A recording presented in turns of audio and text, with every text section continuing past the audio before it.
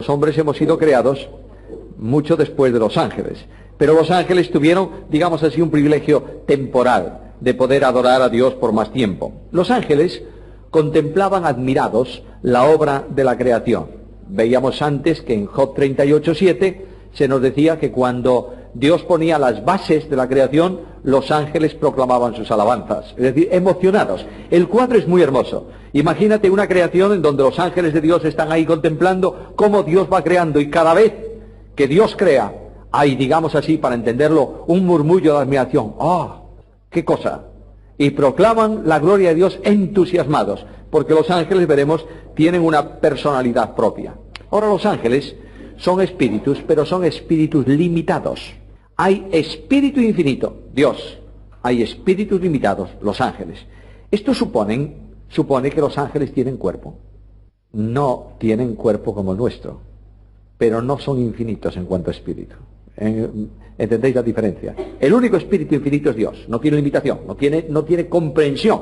Los ángeles son seres personales, son espíritus. Ahora, ¿son omnipotentes los ángeles? Ni todos ellos juntos. No. El único ser omnipotente es Dios. Dios no puede transmitir a ningún ser creado ninguna de sus perfecciones incomunicables. Y una de las perfecciones, todas las perfecciones incomunicables de Dios son las que empiezan por omni. Omnipresente, omnipotente, omnisciente. Eso no se puede comunicar. Nadie puede estar en todas las partes a la misma vez, plenamente. No, solamente Dios. Entonces esas perfecciones no son comunicables. Ahora, si los ángeles son espíritus, lo hemos visto en Hebreos 1:14, dice que son espíritus al servicio de los herederos de salvación. El concepto de espíritu, en cuanto a ángeles, no se opone a una localización espacial. Mira, yo entiendo que hay algunas cosas que no se escuchan habitualmente, pero tenemos que acostumbrarnos un poquito. ¿Qué significa localización espacial? Bueno, yo veo aquí a un tipo sentado en una silla, localizado. ¿Dónde está fulano? No está localizable, pero se localiza. Quiero decir que los ángeles, como no son espíritus infinitos, donde está, allí hay una localización en una coordenada de espacio y de tiempo. ¿Entendéis la cuestión? Es decir, un ángel que está ahora mismo aquí, no está en Madrid y en Barcelona al mismo tiempo. ¿Está claro? Luego hay un espacio y un tiempo que localiza ese ser, que es espíritu, que nosotros no podemos ver. Tienen, por tanto, limitaciones. Los ángeles tienen limitaciones. Ahora, cuando se trata de decir, ¿tienen cuerpo o no?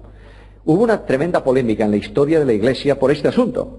De manera que, por ejemplo, en el 784, estamos hablando muy al principio de la era cristiana, en el año 784 hay un concilio, que es el concilio de Niza, que dice que los ángeles tienen cuerpo etéreo o cuerpo de luz. ¿Cómo es ese cuerpo? Esos son principios filosóficos.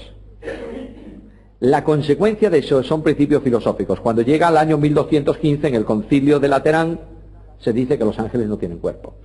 O sea, lo que dijo el concilio de Niza, lo desdijo el concilio lateranense o lateral. Ahora, ¿por qué? ¿Por qué esa insistencia en cuerpo? Porque hay un principio de filosofía metafísica que habla de la imposibilidad de que un ser exista sin cuerpo. ¿Está claro? Luego esos principios filosóficos van entrando en la teología. Paréntesis. La filosofía es buena. Yo creo que todo teólogo debe ser un buen filósofo. La filosofía te permite razonar asuntos teológicos que no puedes hacerlo de otra manera. Voy a poneros un simple ejemplo. Todos estáis convencidos de la impecabilidad de Cristo, ¿verdad? Cristo es impecable, ¿está claro? Eso nadie lo duda. ¿Por qué? Y ahí viene la filosofía a darte un concepto que se llama sujeto de atribución de la responsabilidad. Es decir, el ente a quien puedes atribuir la responsabilidad de las acciones. Yo me levanto y le doy un empujón a mi amigo. Con mi mano derecha. ¿Tiene responsabilidad mi mano derecha de eso? La responsabilidad tengo yo. Es la persona la responsable de la acción de la mano, ¿no es esto? Muy bien. Luego, las acciones que Cristo hubiera realizado como hombre afectaban a su único sujeto, que es la persona divina del Hijo de Dios, ¿no es así? ¿O es que Cristo como hombre estuvo alguna vez desvinculado de la deidad? Nunca. Por tanto, ahí tenéis una cuestión que explica la impecabilidad, no desde la teología, sino desde la filosofía.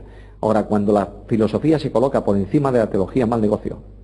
Todo estudio teológico debe utilizar todos los elementos que tiene a su alcance. Dejemos esas cosas tan complejas, vamos a algo muy sencillo. Un hombre descendía de Jerusalén a Jericó. ¿Geográficamente es correcto? No. Jericó está más arriba de Jerusalén. ¿Qué tendría que decir? Un hombre ascendía de Jerusalén a Jericó. Yo no puedo decir, un hombre subía de Vigo a Sevilla.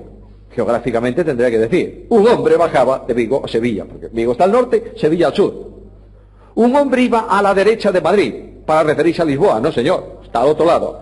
Luego, ¿qué quiere decir eso? Quiere decir que para la Biblia y para los judíos, Jerusalén era el centro, porque era donde estaba el templo. Luego, todo cuanto tenía que ver con Jerusalén, siempre a subir.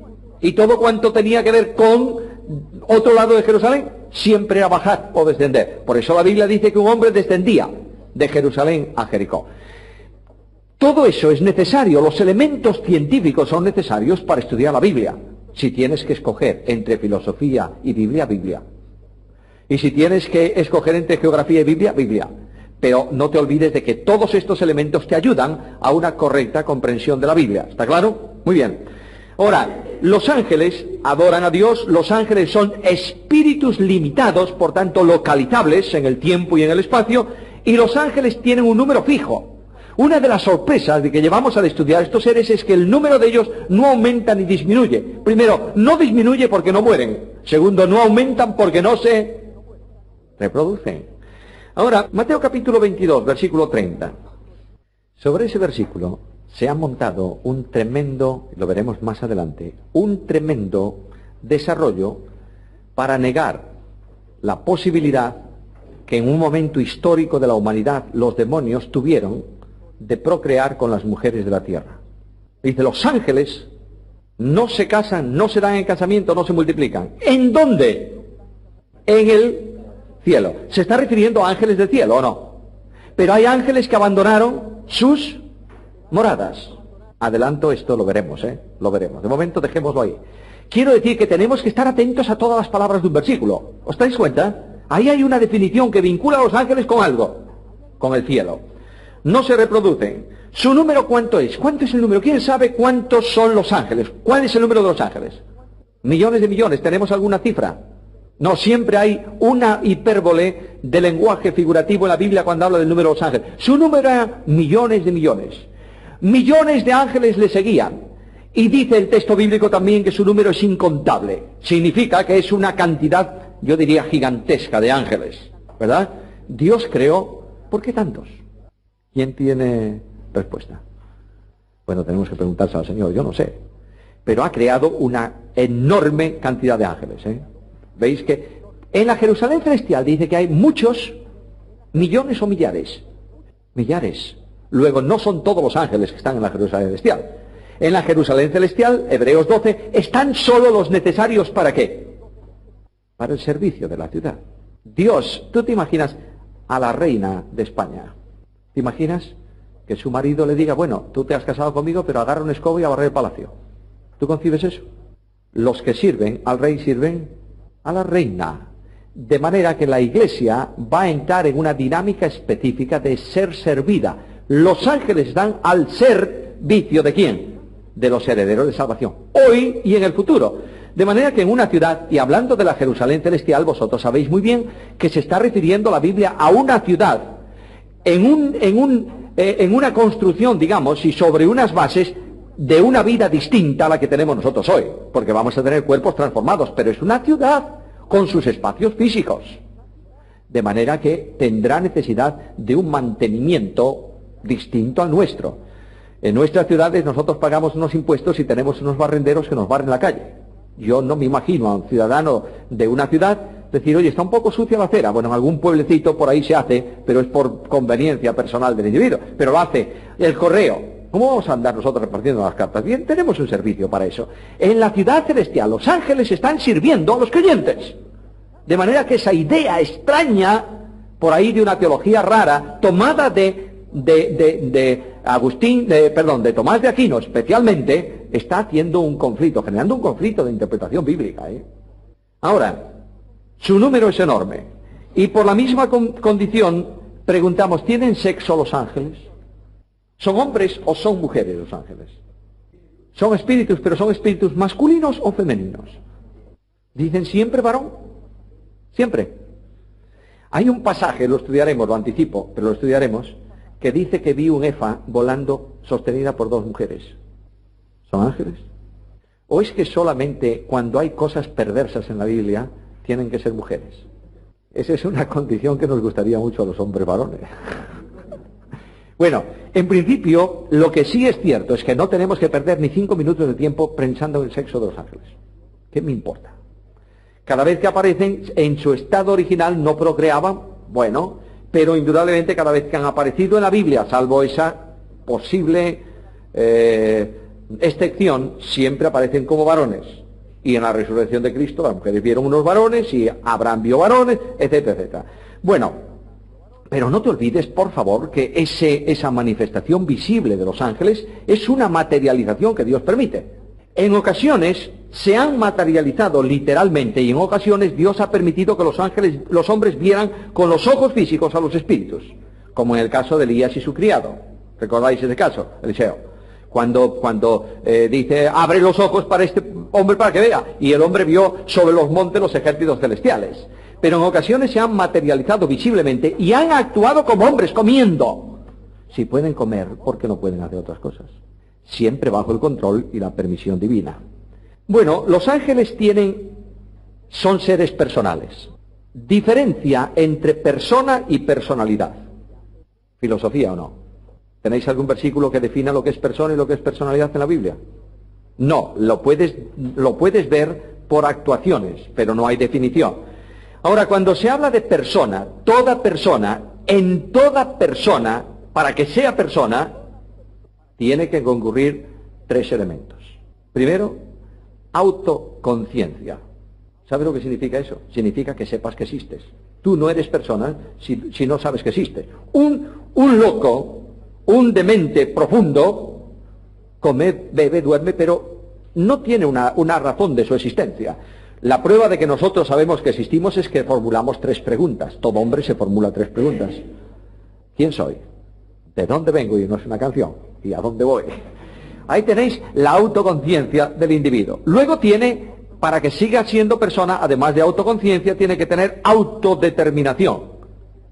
El elemento que le permite al hombre forjar su destino. Es decir, sí, no. Quiero, no quiero. En el principio, en el origen del hombre, esa autodeterminación era absoluta, no condicionada, en un libre albedrío perfecto. En nuestro tiempo es un albedrío muy condicionado a causa del pecado. Y en tercer lugar, tiene que tener originalidad. Hay otra palabra que se suele utilizar, ya no la voy a decir para no asustar a nadie. Originalidad quiere decir que una persona frente a otra se da cuenta que es distinto. Soy original, yo soy distinto absolutamente a mi hermano. Yo tengo un hermano, no sé si lo sabéis. Bueno, tengo un hermano. ¿Somos hermanos, hijos de la misma madre? Sí. ¿Somos iguales? No. Yo me doy cuenta cuando estoy con él que soy diferente. Y tú te das cuenta que eres distinto. Puedes tener una enorme vinculación con tu esposa, amarla tremendamente, pero te das cuenta que es distinta. Tú eres una persona, un ser diferente. Esas condiciones se dan en los ángeles. Los ángeles se dan cuenta que tienen autoconciencia y efectivamente conocen sus propias limitaciones, incluso tienen autodeterminación. Prueba de ello es que algunos abandonaron la gloria de Dios y cayeron en el pecado arrastrados por Satanás, y son originales en el sentido de que cada uno de ellos es distinto al otro. No hay 2 gotas de agua, no es una clonación de ángeles, es una creación unitaria de cada uno de los ángeles. Ahora, siendo personas, ¿tienen que ser inteligentes o no? Quiero decir, siendo seres personales. Persona se utiliza para referirse al hombre, pero siendo seres personales, sí. La inteligencia se manifiesta específicamente en interés. Los ángeles tienen mucho interés hoy en día en aprender asuntos de la gracia, viendo a quién. Los creyentes, a la iglesia. Vaya libro de texto que el Señor utiliza para los ángeles, ¿eh? Menuda cantidad de borrones en las páginas. ¿Sí o no? Entonces, ¿por qué utiliza este libro para enseñar la multiforme sabiduría de la gracia? Porque los ángeles asustados ven que no hay ninguna condenación para los que están, y que la sangre de su Hijo, y que el proyecto de Dios tan malo para ellos a la vista en nuestro tiempo, tan peleón, por lo menos, es un proyecto definitivo y glorioso de una iglesia sin mancha, ni arruga, ni cosa semejante. Descubren la gracia de una forma asombrosa. Ahora, por favor, si pudiéramos enseñarle menos borrones sería muy bueno, para ellos y para nosotros. Pero aquí tenemos el Dios de gracia funcionando en relación con los ángeles. ¿Tienen inteligencia? Sí, pueden aprender. Hay un refrán viejo que dice que el demonio sabe más por viejo que por demonio. ¿Creéis eso? ¿Creéis que los ángeles aprenden algo o no? Es decir, ¿un ángel tiene más experiencia hoy y más conocimiento experimental hoy que cuando fue creado o no? Sí, naturalmente que sí. Satanás ha probado muchas cosas en contra de los hombres. Pongo un ejemplo para que entendamos esto. Cuando quiso perseguir a la iglesia en tiempos apostólicos, ¿qué hizo? Matemos cristianos, tú. Resulta que los cristianos nacían como hongos. Dice, no, esto no va. Entonces, incorporemos a la política. Ahí tienes la masificación de la iglesia cristiana en tiempos de Constantino. Ya está, se acabó. Ya son todos políticos, están viviendo en mi reino, de modo que yo soy el rey. Y se dio cuenta que algunos decían, no, esto no funciona. De manera que vamos a perseguirlos de nuevo. Y los vamos a perseguir desde dentro de la iglesia. Hay una iglesia oficial. No quieren estar en la iglesia oficial. No tienen derecho a vivir, vamos a matarlos. Y vamos a quemarles las Biblias, etcétera, etcétera. ¿Funcionó eso? No, a lo largo de 2000 años se ha dado cuenta que eso es un fracaso. ¿Qué ha hecho? ¿Qué hace hoy? Si son los chicos más buenos y más guapos de la tierra, vamos a darle programas de televisión. Vamos a ver todas las Biblias que quieran. Porque cuantas más tenga, menos interés tienen en la Biblia. El problema de Satanás no es un religioso. ¿Sabes cuál es el problema de Satanás? Un cristiano. Ese es el problema. Cuando Satanás se encuentra con alguien que dice, para mí el vivir es problema. Ese es un problema para él. Pero cuando alguien dice, yo soy ortodoxísimo, defiendo las jotas y las tildes de la doctrina, y soy capaz de pelearme con el nuncio apostólico porque una sola palabra, Satanás dice, fantástico. Qué bueno es esto. Están dividiendo el cuerpo. Fenomenal. Vamos bien. Hermanos queridos, cristianismo no es doctrina, es Cristo. Claro, el que vive a Cristo vive la doctrina, ¿está claro? El vivir a Cristo no es libertinaje, es absoluta libertad en Cristo. ¿Condicionado por qué? Por la obediencia a la palabra. El que me ama, mi palabra guardará. Los ángeles tienen sabiduría, de manera que Dios dice que alguno de los ángeles fue un ser lleno, específicamente lleno de sabiduría. Ezequiel 28:12, estamos hablando del gran querubín, posiblemente el ser más impresionantemente grande, bello y poderoso que fue creado, que es Satanás. Ezequiel 28:12, por favor leamos ese versículo. Lleno de sabiduría. Y cuando ese ser cayó en pecado, perdió su sabiduría. ¿Verdad? A ver, ¿qué dice el versículo 17? Bueno, entonces no la perdió. Simplemente es una sabiduría corrompida.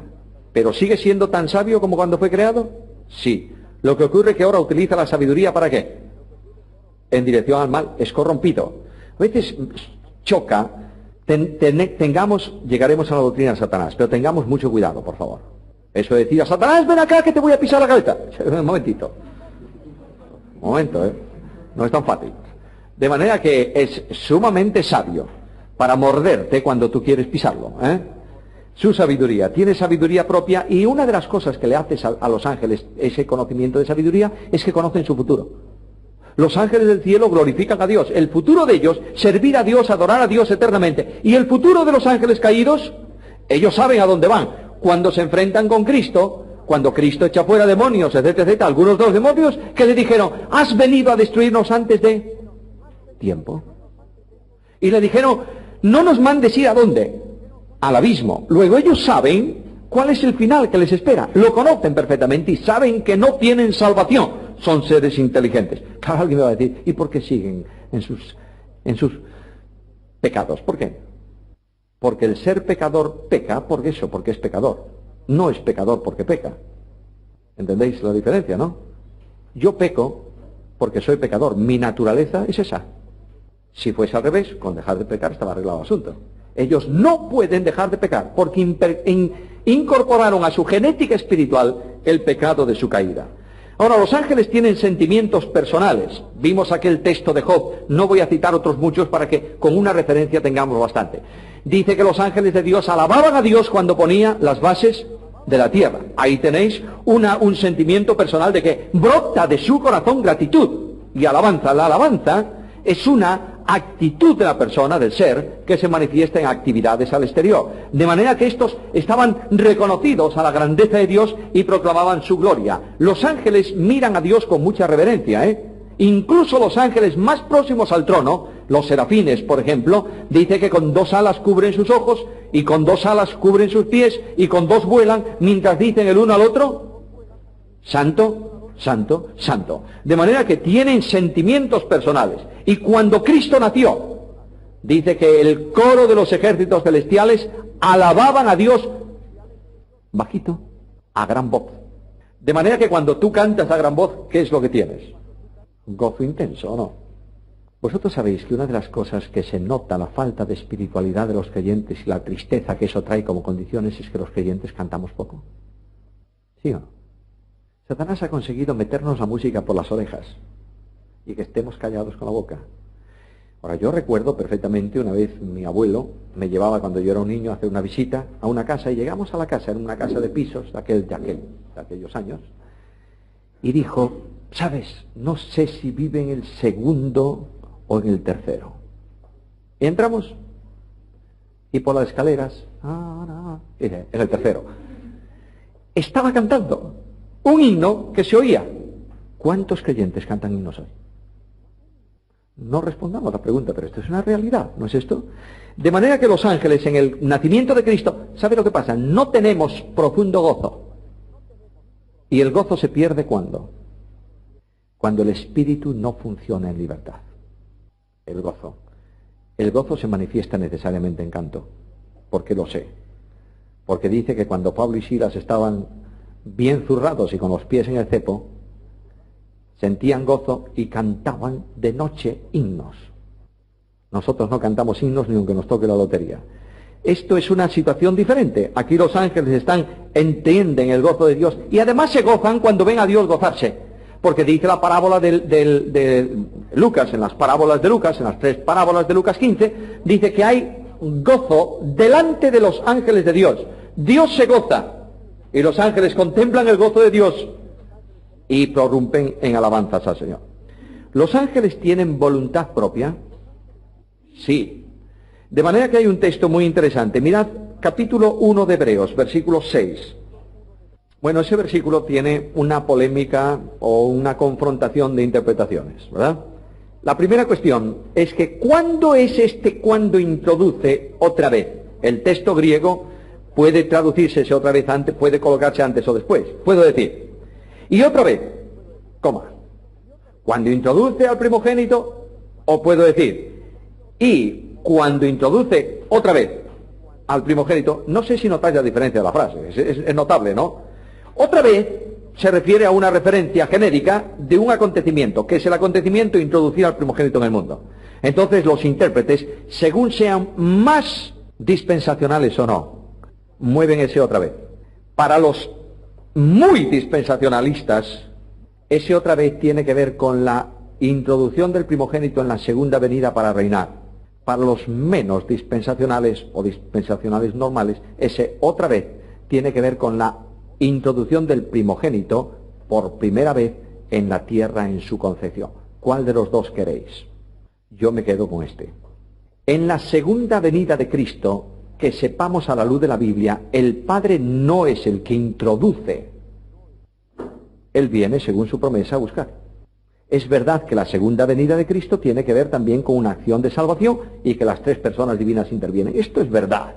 Pero realmente, cuando fue introducido el primogénito en el mundo de los hombres, fue introducido ¿por qué? Por concepción y por nacimiento, ¿o no? ¿Cristo estuvo antes en el mundo de los hombres? Sí, siempre. ¿Como Dios? ¿Como hombre? No. El gran problema que tenemos aquí no es que los ángeles hayan recibido la indicación de adorar a Dios como Dios. Esto lo hicieron siempre. El problema que tenemos aquí es que Dios llama a los ángeles para decirles, tenéis que adorar ¿a quién? A un niño, a un hombre, a una persona que va a nacer. ¿Qué es lo que los ángeles, que por medio de ellos fue entregado la ley, leen en la ley de Dios? Al Señor tu Dios adorarás y a Él solo servirás. ¿Conocían los ángeles el plan de redención? Creo que sí, pero no es asunto ahora. Lo que sí es cierto es que Dios dice a un hombre que se llama Jesús, que va a nacer, vosotros tenéis que adorarlo. Adórenle los ángeles de Dios. Claro que el primogénito es el heredero de Dios y se le llama así porque es el hijo único, predilecto y preferido de Dios. Por eso lleva ese nombre de primogénito. Primogénito no es el primero es el hijo del amor. Cuando en la antigüedad un padre tenía un hijo, el primogénito llevaba prácticamente toda la herencia, ¿no es esto? Y es el hijo en el que el padre se complacía. De ahí que dice Dios de Cristo en la tierra, este es mi hijo amado en el cual tengo complacencia. Ahora, es introducido en el mundo y los ángeles reciben la orden de adorarle. Adórenle. ¿Cuántos ángeles? Todos los ángeles de Dios. Y en esta relación, ¿los ángeles tienen voluntad para adorarle o no? ¿Sí o no? Porque dice todos. Los ángeles de Dios, los ángeles que son propiedad de Dios, adórenle. ¿Hay algunos que lo hacen? ¿Vosotros creéis que Satanás y los demonios están adorando en el sentido de rendirle sumisión absoluta a Dios? No, están opuestos a Dios. ¿Tienen voluntad propia? Tienen voluntad propia.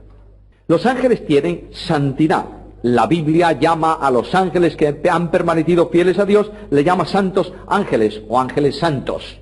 Hay una diferencia entre ángeles caídos y ángeles santos. Y describe a los que cayeron como pecadores y mentirosos. Por ejemplo, mirad Juan, capítulo 8, versículo 44. De manera que dice, los ángeles caídos son homicidas, mentirosos. Ahí tenéis la condición de esos ángeles. Mientras que los ángeles de Dios son ángeles santos. ¿Notáis el contraste grande? Muy bien. Pasamos a un asunto también vital en el estudio de los ángeles, que es la aparición de los ángeles. ¿Los ángeles tienen libertad de aparición?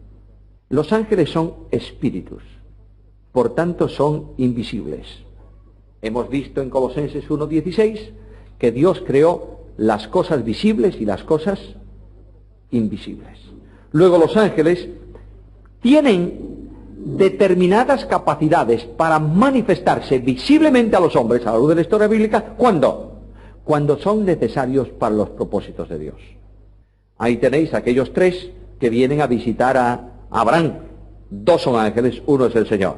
Vienen a visitar a Abraham. Abraham los ve venir y tan hombres son, a la vista de Abraham, que Abraham, que está debajo de la encina, como un buen beduino del desierto, y ve venir a otros peregrinos. ¿De dónde vendrán estos?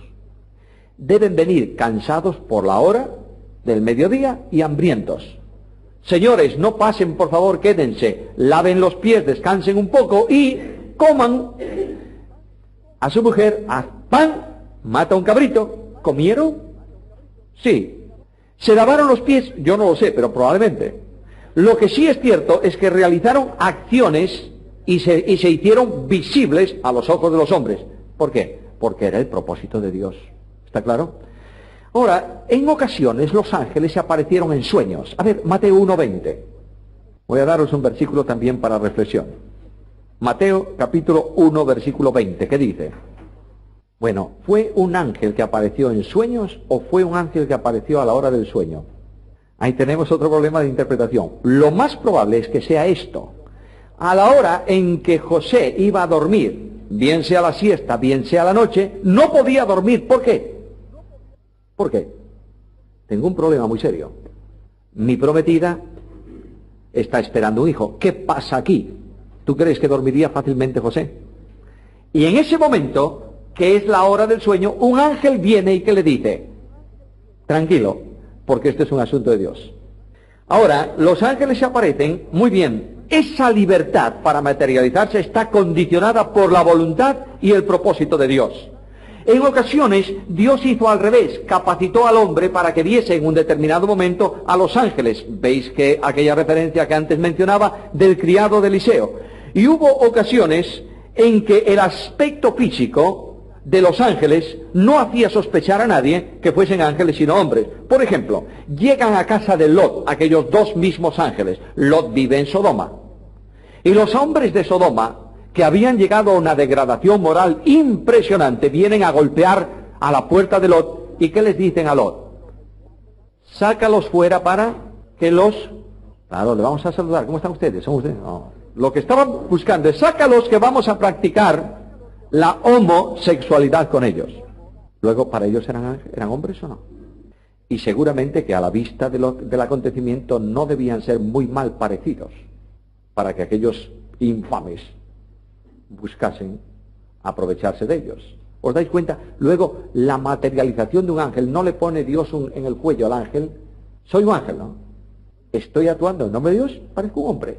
En ocasiones sí, se aparecen de una forma especial y causan ciertos, no digo problemas, pero ciertas impresiones en el entorno de los hombres. Ahora, los ángeles se aparecieron en la resurrección de Cristo de distintas maneras. Se aparecieron como un joven, Marcos 16:5, se aparecieron como dos varones, Lucas 24, y la única ocasión en que se podría considerar una aparición angélica en forma femenina, ahí tenéis el texto, Zacarías 5:9, vamos, venga. Esto en pro de las damas, venga. ¿Masculino o femenino? ¿Qué dice? Bueno, es la única ocasión en toda la Biblia que podría, por favor, podría suponerse que esos son ángeles. Podría. No digo que lo sean, está claro, como es un texto muy polémico, mejor es dejarlo sin respuesta y tenerlo ahí como una posible referencia. Si lo encontráis en algún libro sobre ángeles, pues oye, no penséis que el hombre es muy herético, pero es muy dudoso pensar que fuesen ángeles. Ahora, en ciertos momentos os decía que las manifestaciones angélicas están rodeadas de asuntos sobrenaturales. Por ejemplo, en Daniel 10, 5 y 6, dice que vio un ángel, un varón, con aspecto imponente. Esa palabra en el hebreo, aspecto imponente, no significa que era un fortachón, significa que era que su presencia imponía. Esa misma presencia imponente produjo espanto a las mujeres en la tumba de Cristo. ¿Os acordáis? Vieron ángeles, varones con vestidos resplandecientes. ¿Y qué pasó? Se pusieron a temblar. Y esa misma presencia imponente de los ángeles hizo que los guardas de la tumba cayesen al suelo como muertos, es decir, sin aliento. Cuando una persona dice cayó al suelo como muerto en el hebreo, no significa que se quedaron allí estirados. Significa que eran incapaces de reaccionar. Vieron aquello y se quedaron espantados.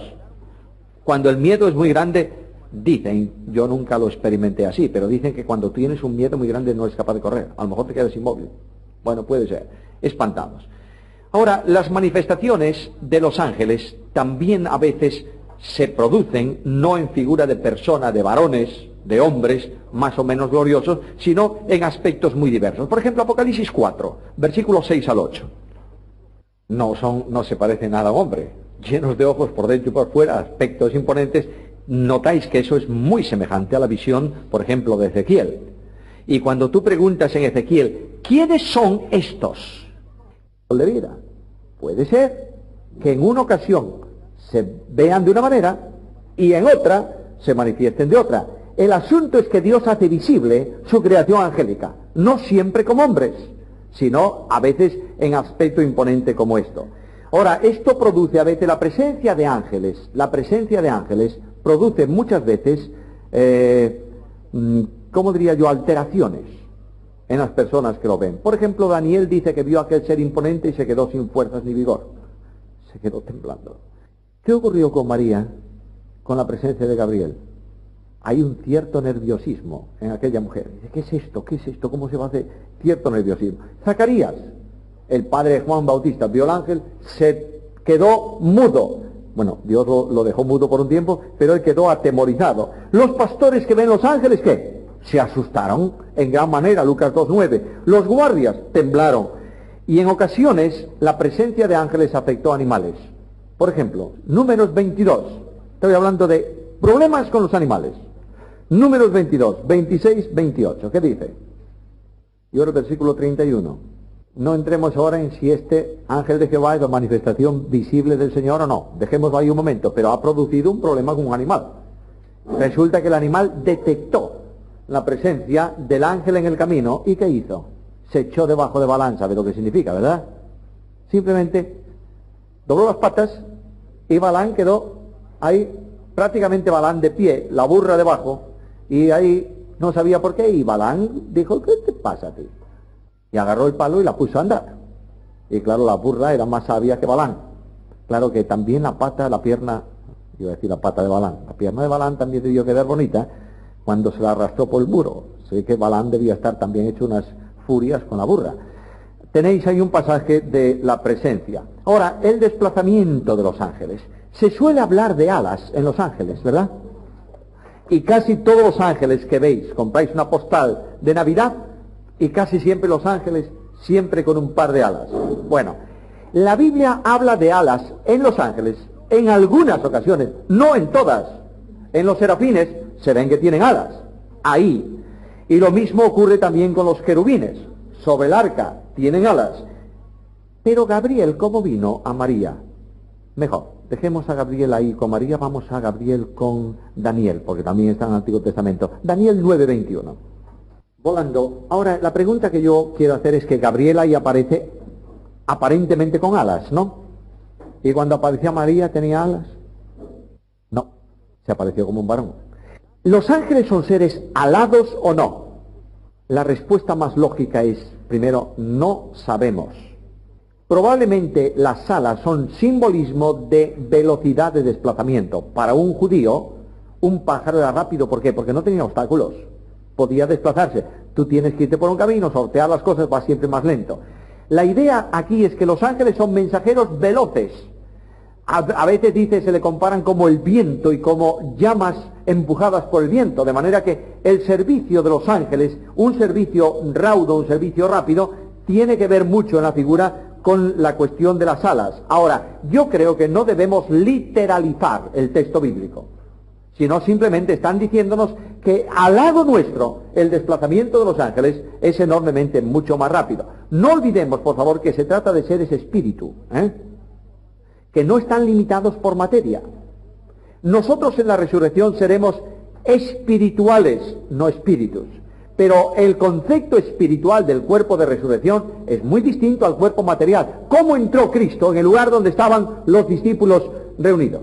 Abriendo las puertas y llamando al timbre. Bueno, no había timbres, llamadores. ¿No? Entró y salió. Pero Cristo les dijo, oye, no penséis que soy un espíritu, porque mirad, yo tengo carne y huesos, pero estamos hablando del cuerpo de resurrección, en una dimensión diferente a nuestro cuerpo orgánico de hoy en día, necesario aquí en la tierra. Ahora, en relación con la lealtad, los ángeles se dividen en ángeles de Dios. ¿Quiénes son estos ángeles de Dios? Bueno, los ángeles que han quedado al servicio de Dios y no han caído, y los ángeles del diablo, o como la Biblia dice, el diablo y sus ángeles. Ahí hay muchas referencias en la Escritura, una de ellas por buscar un libro profético, Apocalipsis 12:7. ¿Qué dice? Muy bien, el dragón y sus ángeles, el diablo y sus ángeles. Notáis que es muy interesante eso por una razón. Se dice los ángeles de Dios, primero, y el dragón y sus ángeles. Es decir, ángeles de Dios han pasado ahora al control de Satanás, y son ángeles de Satanás por caída y por obediencia a Satanás. De manera que dejaron de ser, no en cuanto a propiedad, Dios tiene la propiedad absoluta de todo como creador, pero han dejado al creador y se han unido al enemigo. Por tanto, se llama ángeles de Satanás. Ahora, una pregunta de curiosidad que todos tenemos. ¿Cuándo? ¿Cuándo? ¿Cuándo cayó? ¿Cuándo se produjo la caída? Necesariamente hay un espacio muy largo. Tuvo que ser entre el primero y el último día de la creación. Porque los ángeles fueron creados santos o no. Pero cuando tentaron a Eva, ¿habían caído? Sí. ¿Entre eso se produjo la caída? Sí. Algunos piensan que la caída de los ángeles está entre el versículo 1 y el 2 de Génesis. Yo no tengo ninguna evidencia bíblica para sostener tal cosa, Y es más, me inclino a pensar que no. Pero han caído en un momento determinado y vienen a la historia de los hombres, ya algunos de ellos en esa condición caída. Ahora, ¿cuál es la causa de la lealtad o de la caída de los ángeles? Bueno, pues es efectivamente o específicamente es la capacidad personal de decisión. ¿Los ángeles pudieron mantenerse santos como algunos? ¿Todos pudieron? Sí. ¿Algunos cayeron? Sí. Luego ahí tienes una decisión personal. De la misma manera, Adán pudo mantenerse y Eva, ¿pudo mantenerse en santidad y obediencia? ¿Pudieron o no pudieron? Sí, no tenían ninguna condicionante para apartarse de ese camino, pero tomaron una decisión. En un acto de decisión personal hicieron lo que no debían. De la misma manera, en un acto de decisión personal, los ángeles cayeron. Y el número de los que cayeron es enorme, porque en Apocalipsis 12:4 dice que el dragón arrastraba la tercera parte de las estrellas del cielo. Luego, no sabemos si el número es un número simbólico, pero no importa. Un tercio de los ángeles, de millones, son unos cuantos. De manera que hay una cantidad grande. Ahora, una cuestión que a veces no se entiende o no se estudia demasiado es lo que se llama la continuidad en los ángeles. La posición moral de los ángeles es definitiva. No tiene alteración. Los ángeles fueron confirmados, bien en caída, bien en santidad. De ahí que Pablo hable de ángeles escogidos. En ese sentido, Dios confirma la santidad de los ángeles suyos y definitivamente nunca habrá opción para una nueva caída de esos ángeles. Pero confirma también la condición perdida de los ángeles perversos. De manera que una cosa interesante es que no hay retorno. Es decir, un ángel malo no puede ser después retornado a la condición de santidad, porque no hay expiación para el pecado de los ángeles. ¿Entendéis esto? El pecado, la paga del pecado, ¿qué es? Muerte. ¿Murió algún ángel infinito por los ángeles? No. Luego no hay solución al problema de los ángeles, mientras que sí tenemos solución al problema de los hombres, porque el infinito se hizo un hombre para morir por los hombres en la cruz del Calvario. ¡Qué tremenda bendición! Mientras que nosotros tenemos este beneficio, no queremos servir, y los ángeles que no tienen este beneficio sirven. Conflictos. La situación moral de los ángeles creó una serie de conflictos entre los ángeles fieles a Dios y los ángeles rebeldes, de forma muy especial en relación con el gobierno de los reinos de la tierra. A ver, Daniel 10:13, por favor. De manera que hay un conflicto serio, ¿o no? Entre un ángel de Dios que viene con un mensaje y un ángel caído que se le opone para que no avance. Ahí tenéis un conflicto en esferas celestiales. De manera que este conflicto no es único, se produce. En relación con los hombres, con los creyentes, dice que nosotros tenemos lucha, y la lucha que tenemos no es contra carne y sangre, es contra principados, contra huestes de maldad. Nosotros. Pero ahí arriba hay también conflictos de este calibre. Ahora, el conflicto se produjo, no alguien va a decir, bueno, eso ocurre en Daniel. No, mucho antes. Recordáis que un día Dios envía a uno de sus ángeles para enterrar el cuerpo de Moisés. ¿Y qué ocurre? Judas 9. A ver, Judas 9. Vamos. Leámoslo, vamos. Si lo sabéis de memoria bien dicho, pues decidlo de memoria. Ahí hay un conflicto entre Satanás, un querubín caído, y un arcángel, discutiendo, contendiendo, disputando por el cuerpo de Moisés. El arcángel había recibido instrucción, probablemente Miguel, probablemente sea también, aunque arcángel, jefe de ángeles, sea también un querubín, pero eso llegará el momento en que lo veamos. Pero hay una discusión, una contienda entre uno que quiere cumplir la voluntad de Dios y otro que se opone. ¿Por qué motivo Satanás tendría tanto interés en que no se enterrase el cuerpo de Moisés? ¿Qué os parece? Claro, el pueblo va a encontrar el cuerpo y ahí tenemos el cuerpo de Moisés. No destruyeron la serpiente de bronce en un tiempo y se convirtió en un ídolo. De manera que aquí hay una razón muy importante y una enseñanza importantísima. No adoremos a los hombres del pasado, por grandes que sean. Respetémoslos, amémoslos, agradezcamos a Dios lo que hicieron, pero no adoremos, don fulano de tal, Bendito sea Dios por don fulano de tal. Pero no te olvides que es un hombre. Y tú conoces de don fulano de tal algunas cosas. Dios conoce otras muchas. Cuando yo era un niño chico, un día me llevaron a una concentración aquí en Galicia. Galicia fue tradicionalmente conocida en toda España por sus cultos anuales. Cada festivo un culto en un determinado lugar y allí iban todos los gallegos, concurrían ahí. Y había uno muy importante que era fin de año en Marín. Un día yo salí de Vigo con mi abuelo para ese culto. El culto de la tarde comenzaba a las 4 de la tarde, salimos en el tren, que era el transporte entonces, y salimos ahora, pero llegamos retrasados como siempre ocurría, hace muchos años. Y perdimos el autobús de Pontevedra a Marín, de modo que llegamos a Marín 5 minutos antes de empezar el culto. La capilla, la iglesia de Marín, no cabía un alfiler allí adentro. Mi abuelo me llevaba con él de la mano y él tenía que tomar parte en ese primer culto y el misionero que había en Marín vino a la puerta, estaba en la puerta esperando y dijo, estamos preocupados por si no llegaba. Bueno, ya estamos aquí. Y mi abuelo le dijo, déjame, voy a buscar un sitio para el niño. Y dijo, no, vete al púlpito, yo me ocupo del niño. Nunca se me hizo tan grande el pasillo de la iglesia como aquel día. Ir de la mano del misionero. Hace tantísimos años eso, era un episodio. Yo sabía que todo perro y gato estaba mirándome. Y llegamos adelante y adelante no había sitio. Y yo dije, tía, para mí, ¿en dónde habrá un sitio? O sea, aquí no hay un sitio. ¿Sabéis dónde me hizo sentar el hombre? En las escaleras del púlpito. Fue el culto más largo de mi historia. Porque yo estaba allí como un gato, sentado en la escalera del púlpito, inmóvil. Si miraba para el púlpito, miraba a todos aquellos, miraba para toda la gente, y yo, tremenda experiencia.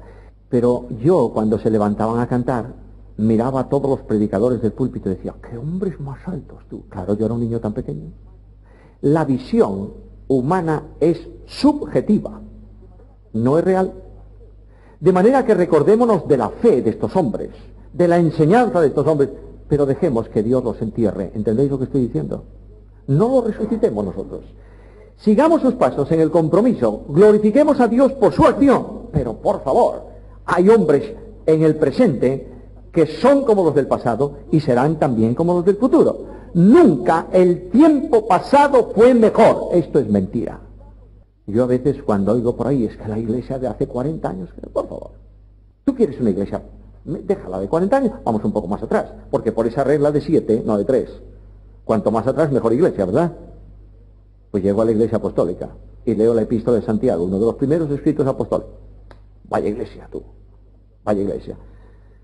Afección de personas, pecado, gente llevándose a los tribunales a los otros, gente hablando mal. Esta es la iglesia. De siempre, porque es la iglesia. Ahora, Dios permite a los ángeles, Dios a causa del pecado consiente que haya estos conflictos en esferas angelicales. Dios otorgó poder a todas sus criaturas. Tú tienes un pequeño insecto que se arrastra por la tierra y tiene el poder, es decir, la fuerza necesaria para su acción.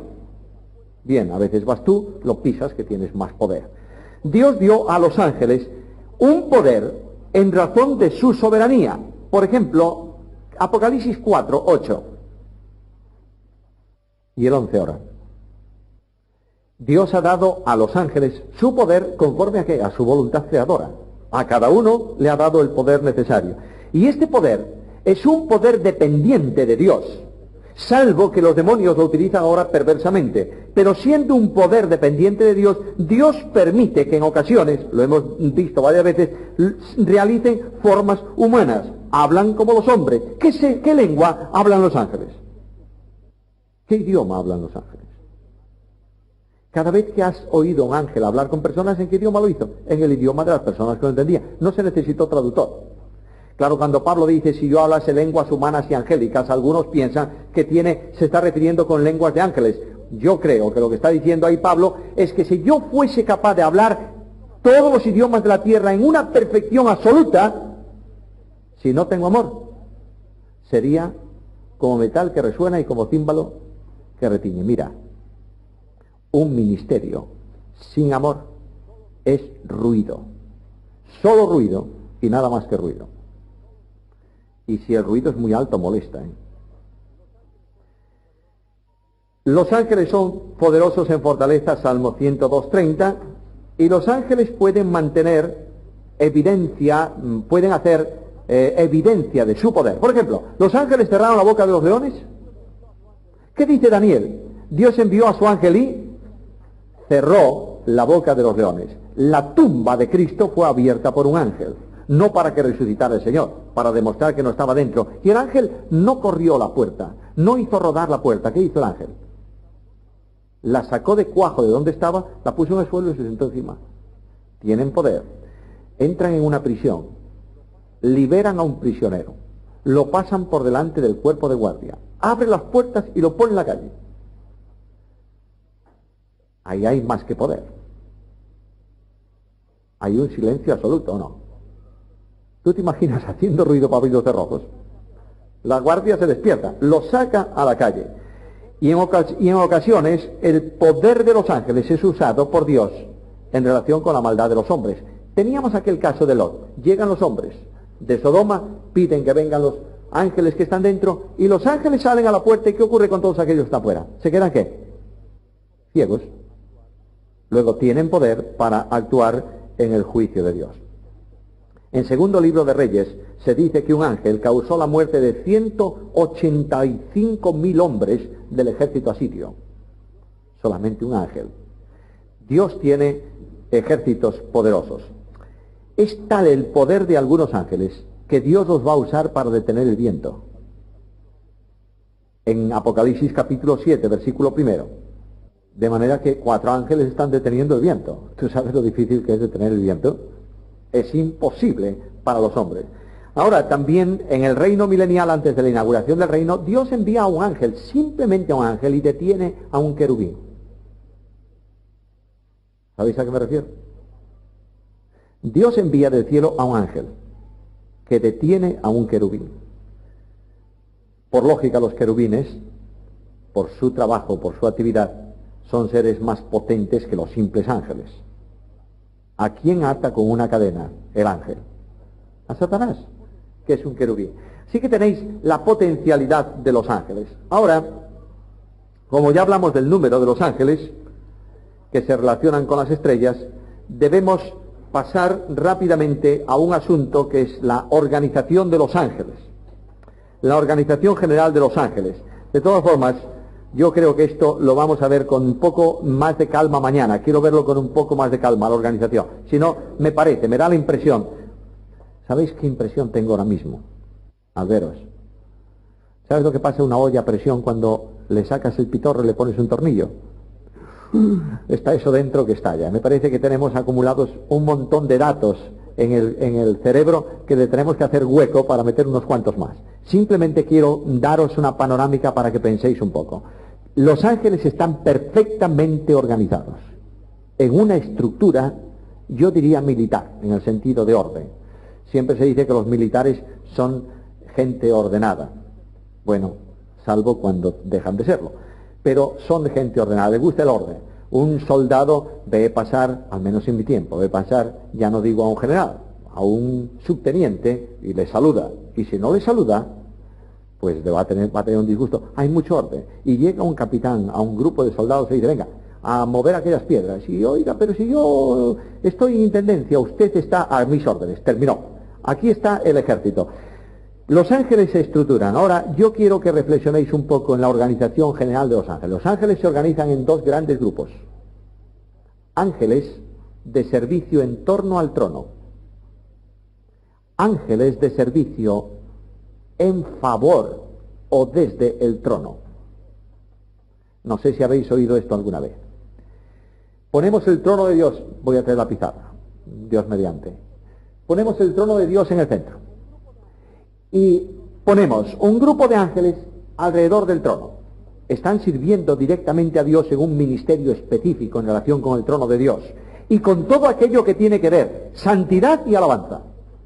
Y esos 2 grupos de ángeles son los serafines y los querubines.